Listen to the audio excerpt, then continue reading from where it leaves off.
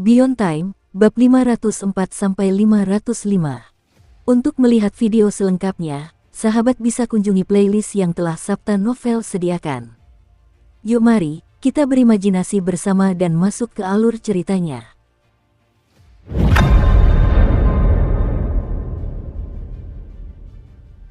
Setelah mencermati semuanya, Su King memfokuskan perhatiannya pada garis depan pasukan manusia. Jaring emas raksasa yang memenuhi langit dan menghubungkan daratan di bawahnya itulah yang memisahkan medan pertempuran seperti sebuah layar. Baik di atas maupun di bawah, taktik Holides semuanya terhalang oleh garis pertahanan keempat manusia. Jaring emas yang megah itu tidak hanya menghubungkan langit dan bumi, tetapi juga menyebar ke kiri dan kanan sejauh yang tampaknya tak berujung. Jika seseorang memiliki sepasang mata yang dapat melihat seluruh wilayah Cicely County sekaligus, mereka akan melihat bahwa jaring tersebut membentang hingga ke garis depan utara, menciptakan penghalang di setiap titik di mana Holides mendekati wilayah tersebut. Jurang besar yang membentuk garis pertahanan keempat telah dipilih karena lokasinya di dalam jaring emas. Di belakang jurang terdapat banyak tenda serta mesin perang pertahanan. Banyak sekali kultivator manusia, semuanya tampak kelelahan, bekerja membangun dan memelihara berbagai struktur tersebut. Terdapat barisan perangkat sihir militer yang menyerupai duri, memenuhi jurang dan mengarah ke arah Holides. Pasti ada ratusan ribu perangkat tersebut, dan mereka berkilauan terang serta menyebabkan udara di depannya bergelombang. Bahkan, distorsi tersebut begitu hebat sehingga celah-celah kecil terbuka, menyebabkan suara yang memekakkan telinga bergema. Itu bukanlah ledakan dahsyat, melainkan gemuruh yang dalam dan berkelanjutan. Perangkat magis itu tidak melepaskan teknik yang dapat dilihat dengan mata telanjang. Sebaliknya, mereka mengerahkan gelombang suara magis untuk mengatasi salju hitam. Ketika sepenuhnya diaktifkan, mereka sebagian besar meniadakan efek penggumpalan salju hitam, dan akan menyebabkan salju tersebut mencair lebih cepat dari biasanya. Suara gemuruh yang hebat yang dikeluarkan oleh perangkat tersebut terus-menerus melayang di atas garis depan. Ratusan ahli Void Returning duduk bersila di jaring emas, mengarahkan kekuatan harta karun terlarang untuk bertahan melawan perangkat magis berbentuk berlian yang digunakan oleh Holides. Mereka juga mengumpulkan data dan koordinat yang digunakan untuk mengirimkan para kultivator untuk membunuh musuh. Tersebar di mana-mana di tanah terdapat boneka perang raksasa yang jelas merupakan hasil karya tangan manusia. Mereka menjulang tinggi di atas area sekitarnya seperti gunung. Setiap boneka ditempatkan di atas formasi mantra, dan dioperasikan oleh seluruh regu kultivator. Tak perlu dikatakan lagi bahwa mereka sangat perkasa. Yang paling mengerikan dari semuanya adalah 9 pedang kaisar yang sangat besar. Ukurannya luar biasa, menjulang tinggi dari tanah hingga ke langit. Mereka memancarkan keagungan yang luar biasa dan kekuatan yang menakutkan. Jika dilihat lebih dekat, jelas bahwa 9 pedang kaisar sebenarnya terdiri dari banyak pedang kaisar yang lebih kecil. Dengan menggabungkan kekuatan semua pedang itu, dimungkinkan untuk menciptakan senjata yang sangat ampuh dan unik bagi umat manusia. Di langit yang tinggi menjulang, terdapat lonceng Dao yang sangat besar. Lonceng itu telah dihadiahkan kepada Istana Pendekar Pedang Kabupaten Penyegel Laut pada hari pendiriannya oleh Markas Divisi Pendekar Pedang di ibu kota Kekaisaran. Awalnya, lonceng itu digantung di Istana Pendekar Pedang. Namun, lonceng itu telah dipindahkan ke medan perang. Bagaimanapun, itu adalah harta berharga Istana Pendekar Pedang Kabupaten Penyegel Laut, dan dianggap sebagai salah satu kekuatan cadangan Divisi Pemasyarakatan dan Istana Pendekar Pedang secara keseluruhan. Lonceng itu bukan hanya sesuatu yang dapat digunakan sebagai senjata melawan musuh. Lonceng itu juga memberikan dorongan semangat kepada manusia dan sekutu mereka.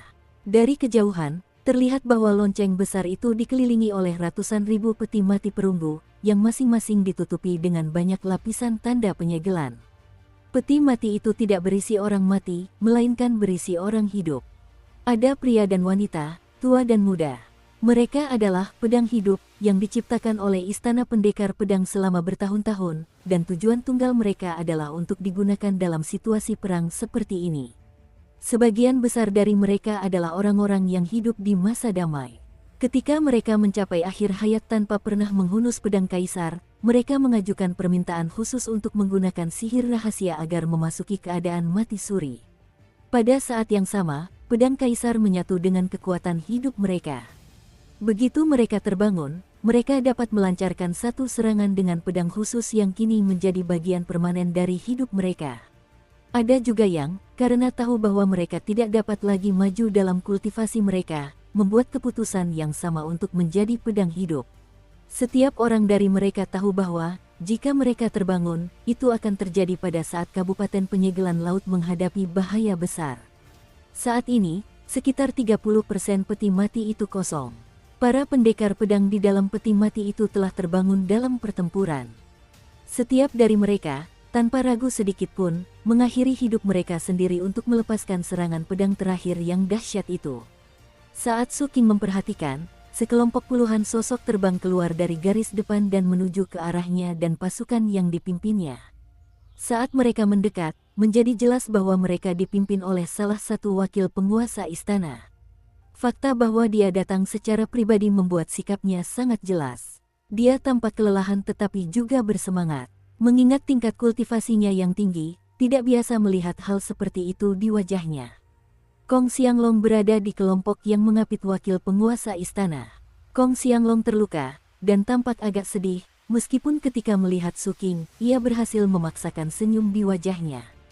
Hati Su Qing hancur melihat Kong Xianglong dalam keadaan seperti itu, dan dia tiba-tiba merasa sangat tidak enak. Namun, sekarang bukan waktu untuk bertanya. Saat wakil penguasa istana mendekat, dia berbicara dengan suara keras. Saudara Mingyi, Saudara Gongs, para tetua agung dari pengadilan pendekar pedang di prefektur penerima kaisar dan prefektur ketidakadilan terbang maju dan berjabat tangan dengan hormat kepada wakil penguasa istana. Kau datang tepat waktu, tepat pada saat yang genting. Wakil penguasa istana menarik napas dalam-dalam dan memaksa dirinya untuk tetap tenang. Tuan Istana Kong telah mengeluarkan perintah. Para ahli pengembalian kekosongan dan para pemimpin sekte lainnya dari prefektur ketidakadilan dan prefektur penerima kaisar harus segera menuju ke tenda komando depan. Tuan Istana ingin bertemu denganmu. Semua orang lain akan mendirikan kemah dan menunggu perintah. Silakan, ikuti saya. Wakil penguasa istana berjabat tangan dengan pasukan dari kedua prefektur tersebut. Kemudian dia menatap Su Qing, matanya berbinar-binar penuh kekaguman. Sekretaris Jenderal Su, Anda juga ikut ke tenda komando. Baik, Pak, kata Su Qing dengan muram. Tidak ada yang membuang waktu. Wakil kepala istana memimpin mereka ke tenda komando. Tepat sebelum pergi, Su Qing menatap kapten. Tubuh kapten sekarang kira-kira setara dengan anak berusia 7 atau 8 tahun. Dia berdiri di samping salah satu pengawal kehormatan Spirit Trove dan tampak seperti anak kecil. Menyadari tatapan Su Qing, dia melambaikan tangan seolah berkata, sampai jumpa sebentar lagi. Su Qing mengangguk dan mengikuti yang lain ke tenda komando. Di sepanjang jalan, Su Qing memperhatikan banyak sekali kultivator manusia yang terluka. Jelas para kultivator garis depan telah menyadari bahwa bala bantuan akan datang dari dua prefektur. Saat kelompok itu menuju ke tenda komando, banyak kultivator keluar dari tenda mereka dan memandang Su Qing dan yang lainnya. Kegembiraan terlihat di wajah mereka. Ada murid sekte, kultivator sesat, dan juga pendekar pedang. Beberapa mengalami luka yang sangat serius, yang lain luka ringan. Tetapi semuanya berjabat tangan dan membungkuk dalam-dalam kepada Su Qing. Situasinya sangat genting, pahit, dan melelahkan. Tidak seorang pun tampak putus asa, namun mereka merindukan harapan. Dan harapan itu baru saja tiba. Su Qing dapat merasakan emosi di mata para kultivator saat ia berjalan melewati perkemahan. Ia melihat beberapa orang yang tampak pendiam atau dingin. Yang lain tampak getir, atau matanya bersinar dengan niat membunuh. Tetapi semuanya berubah ketika mereka melihat Su Qing. Jelas, semangat mereka meningkat. Tentu saja, ada banyak pendekar pedang yang hadir. Su Qing bahkan melihat Chen Tinghao dan Sun Liying. Keduanya mengalami luka serius, dan Sun Liying menopang Chen Tinghao dengan lengannya. Ketika mereka melihatnya, keduanya tersenyum. Karena berada begitu dekat dengan medan perang, suara alat-alat sihir hampir memekakkan telinga, sehingga tidak ada gunanya untuk saling menyapa. Su Qing mengangguk kepada mereka. Melihat Chen Tinghao terluka parah, namun tetap bersemangat, membuatnya menghela napas dalam hati. Su Qing selalu menyukai kedua orang itu. Merekalah yang memperkenalkan ibu kota kabupaten kepada mereka, dan juga membela dirinya di istana kehakiman. Su Qing segera melewati mereka. Tak lama kemudian, wakil kepala istana memimpin mereka melewati perkemahan menuju tenda komando yang menghadap jurang. Tempat ini adalah departemen komando yang mengawasi garis depan. Ada beberapa ratus penjaga yang mengawasi area tersebut. Ada juga para pendekar pedang dengan tugas sipil yang berjaga menunggu perintah keluar dari tenda. Merekalah yang bertanggung jawab memastikan perintah-perintah itu disampaikan dan dilaksanakan. Perintah-perintah mengalir keluar dari tenda komando, dan para pendekar pedang sipil di luar bergegas untuk melaksanakannya. Perintahkan batalion ke-7 untuk segera maju ke garis depan. Saya ingin diberitahu tentang pergerakan Holy Tide sekecil apapun. Atur agar batalion ke-9 berpencar dan mencoba menyusup ke medan perang. Saya ingin data terbaru tentang tingkat salju hitam. Perintahkan divisi pemasyarakatan untuk membentuk regu-regu kecil guna melacak penyusup garda hitam. Kita tidak boleh membiarkan lini pertahanan kelima disabotase bahkan sebelum siap. Mata Su King berbinar saat ia mengamati para pendekar pedang sipil. Ketika para pendekar pedang itu memperhatikan Su King, mereka awalnya terkejut. Kemudian mata mereka bersinar penuh hormat. Mereka yang menerima perintah baru dan bergegas pergi akan meluangkan waktu untuk membungkuk sebentar kepadanya saat mereka lewat. Karena status dan pangkat mereka, serta fokus mereka pada manajemen waktu, mereka jarang meluangkan waktu untuk menunjukkan rasa hormat kepada orang lain dalam situasi perang. Tetapi mereka benar-benar harus melakukannya untuk Su King. Bagaimanapun, mereka semua sekarang tergabung dalam divisi sekretariat, yang berarti mereka adalah bawahannya. Meskipun Su King tidak datang ke medan perang, divisi sekretariat telah ikut bersama pasukan ke garis depan. Su King mengangguk kepada mereka, memberi isyarat agar mereka segera menyelesaikan urusan mereka. Sementara itu, wakil kepala istana berhenti di depan tenda komando. Dukung terus channel YouTube Sabta Novel.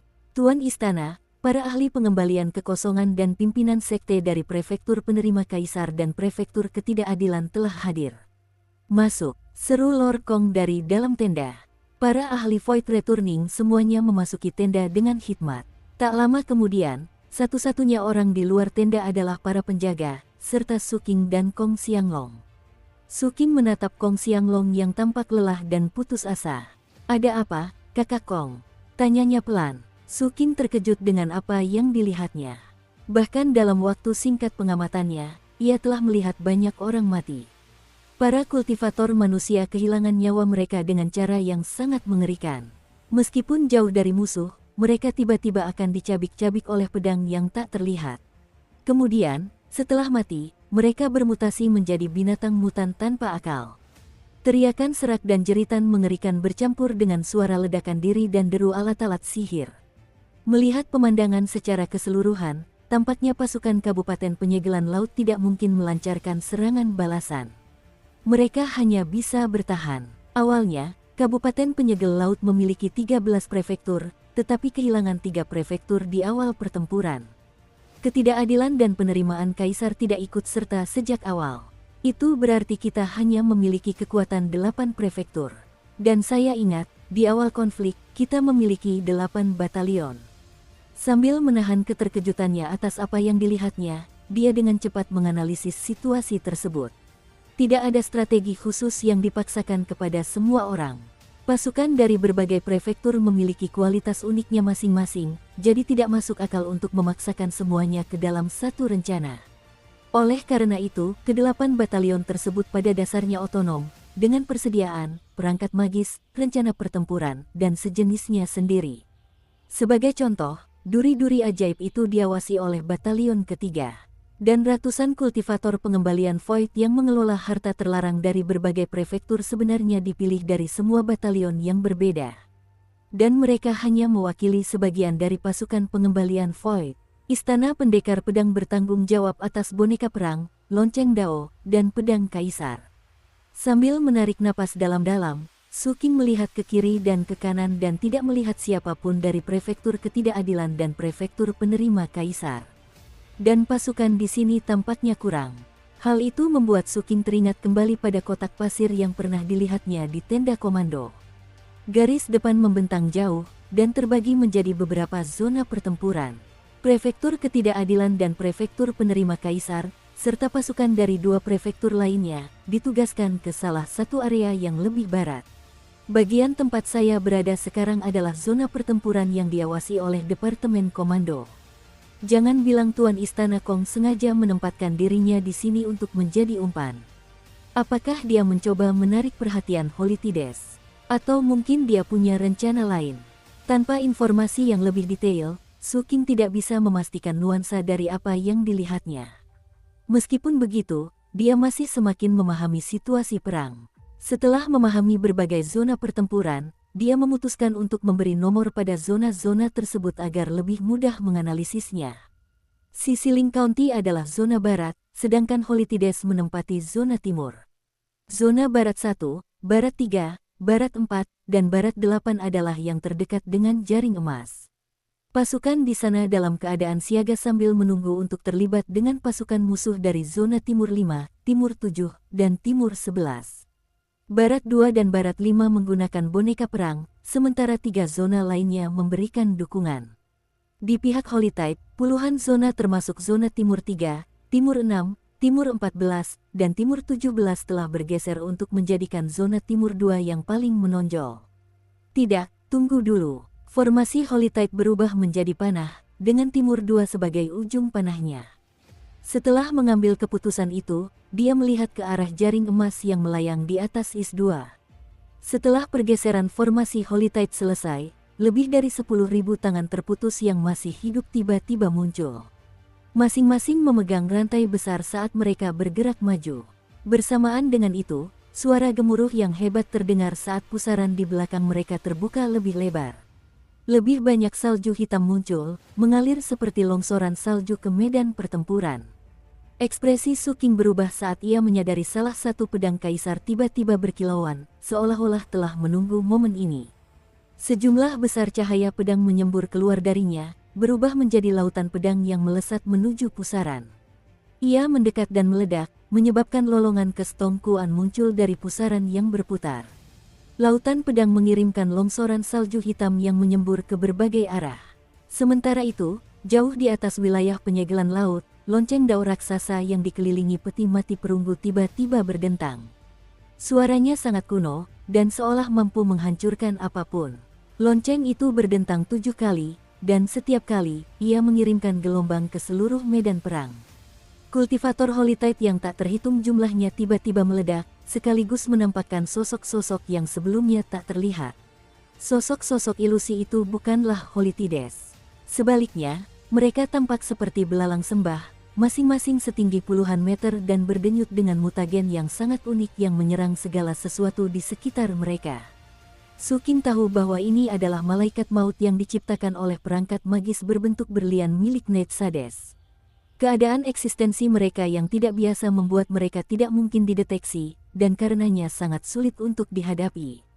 Biasanya, jaring emas diperlukan untuk menandai mereka. Tetapi saat ini, lonceng dao mengerahkan kekuatan penghancur yang langsung mengungkapkan keberadaan mereka.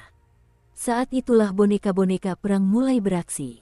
Lebih dari 10.000 boneka raksasa bergegas ke medan perang menuju para malaikat maut. Perang itu seperti permainan yang rumit. Terkadang, manuver defensif justru bisa berubah menjadi serangan balik, dan terkadang situasi yang rumit sebenarnya sederhana.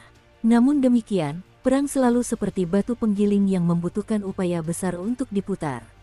Apakah satu pihak benar atau salah tidaklah penting. Darah harus ditumpahkan. Ketika batu penggiling berputar, nyawa melayang. Masalah kemenangan dan kekalahan adalah hal sekunder. Su King berdiri di sana, diam-diam mengamati medan perang. Langit di atas tampak seperti langit senja abadi. Tak peduli siang atau malam, langit selalu terlihat seperti itu. Suara-suara yang menggelegar, bau darah yang menyengat, mutagen. Itulah tema-tema utama perang tersebut. Adapun berapa lama simfoni brutal itu akan terus dimainkan, tidak ada yang tahu. Pembantaian terus berlanjut, sebuah siklus tanpa akhir yang membawa tekanan luar biasa pada para kombatan. Bersamaan dengan tekanan itu, muncul pula keputusasaan yang semakin meningkat. Akhirnya, Su King mengalihkan pandangannya. Ia sudah cukup melihat medan perang. Pertempuran terus berlanjut, dengan kedua belah pihak menggunakan berbagai taktik untuk menjaga agar pertempuran terus berlangsung tanpa henti. Kematian adalah hal biasa. Bertahan hidup adalah sebuah keajaiban. Namun, selama ia mengamati, Su King tidak melihat pasukan yang mundur. Kemana mereka akan mundur? Dari posisinya di atas tumpukan boneka rongsokan, dia menoleh ke belakang menuju sisi Ling County. Meskipun dia telah mengalami penderitaan yang tak terhitung jumlahnya sejak masa mudanya hingga sekarang, masih ada banyak hal yang membuatnya khawatir. Wajar bagi seseorang yang memiliki banyak sisi untuk memiliki kekhawatiran. Akhirnya, dia mengalihkan pandangannya dari sisi Ling County dan menatap perangkat magis berbentuk berlian di langit, serta distorsi bergelombang yang mengelilinginya. Aku bisa merasakan sedikit kekuatan bulan merah pada perangkat-perangkat magis itu. Ia baru menyadari hal itu setelah mengamati mereka dari kejauhan untuk beberapa saat. Ia merasakan hal yang sama dari salju hitam itu. Meskipun begitu, ia berada sangat jauh dari keduanya sehingga sensasi itu tidak terlalu kuat. Setelah mempertimbangkan masalah tersebut, dia meninggalkan tumpukan boneka rongsokan dan menuju ke medan perang. Saat ia hendak pergi, si tua lumpuh itu berteriak dengan suara serak karena usia, "Kembali hidup-hidup." Su King berhenti dan berbalik untuk melihat lelaki tua itu. Su King tidak mengenalnya, dan mereka berdua belum bertukar kata sampai saat ini. Lelaki tua itu tidak mengatakan apapun lagi.